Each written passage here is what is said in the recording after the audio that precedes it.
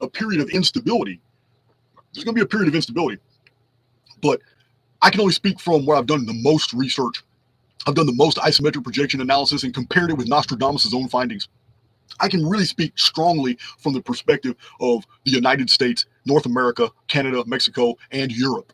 I can't really speak for the rest of the world. I haven't had time to sit down and do that type of analysis. I'll get to it one day, but as far as the United States goes in 2040, New York City and the Gulf Coast are going to be taking the most. Contrary to popular belief, don't think California is going to take as big a hit as you think. That's not coming until 6 years later. Then there won't be there won't be anything on the other side of the Rockies, and the Rockies will be islands. But Appalachians too.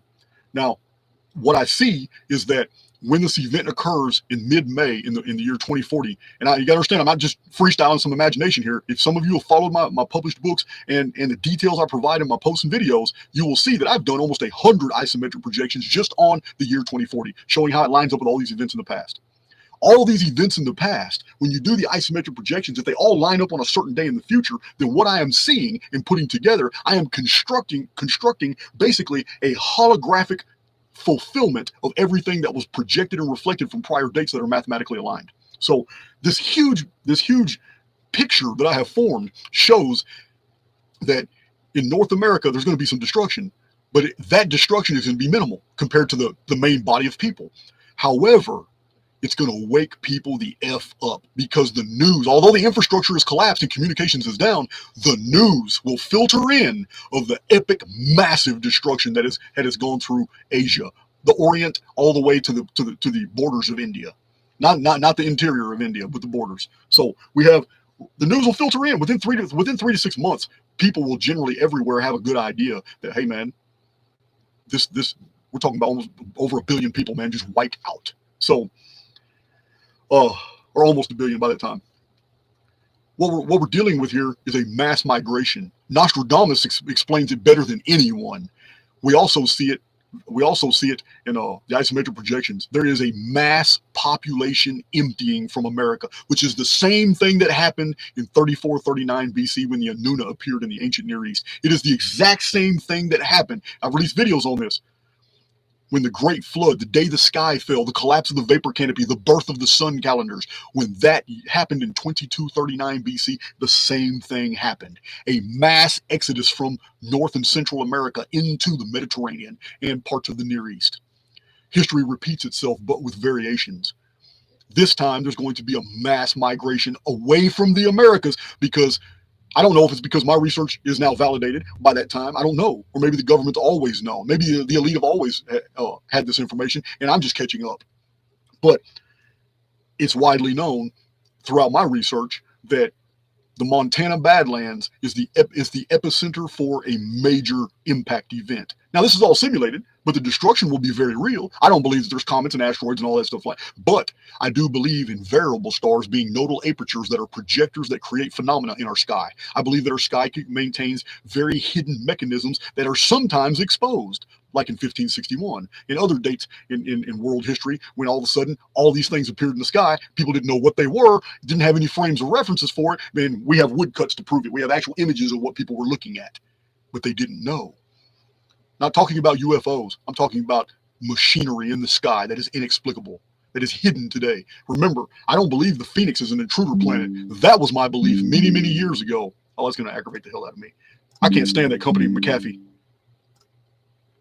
When it hits you with like 10 ads, all of them telling you that there's viruses on your computer. They're just trying to sell me software. It's crazy. Yeah. Here I am blowing them up too, internationally, talking bad about them. They deserve that.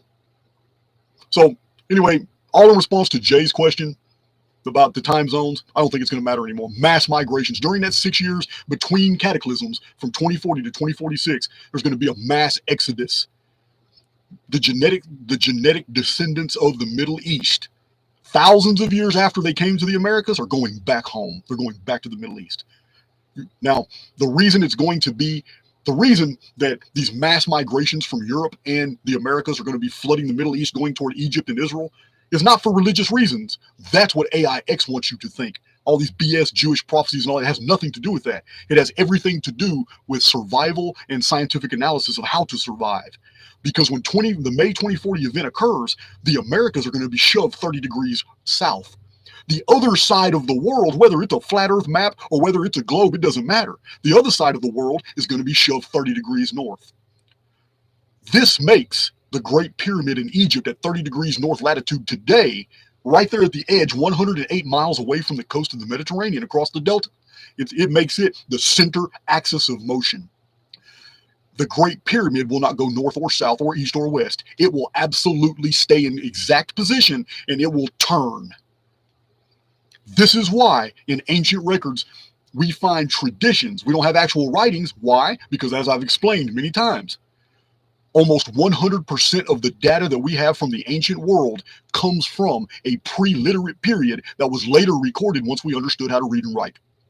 This is why we have so many traditions about the Great Pyramid, but only in the frames of reference that were known to hundreds of different cultures. Once we understand what they're talking about, we know. This is the value of my book that was published in 2006. I took these hundreds of images from the ancient world and showed how they're all talking about the exact same thing, the Great Pyramid. That book is called Lost Scriptures of Giza. So, many of you have read it. I get the emails all the time, people who've ordered the book, but it's on Barnes & Noble today. So, the Great Pyramid being the center of motion, well, with the whole world now knowing, oh shit, another cataclysm is coming. It's time to gravitate toward the one area of the world that has never been totally destroyed. Everybody's going toward Egypt and Israel. That little area right there, center of motion, the least amount of destruction. And that will also hold true in 2046. In 2046, that's going to be one of the safest places in the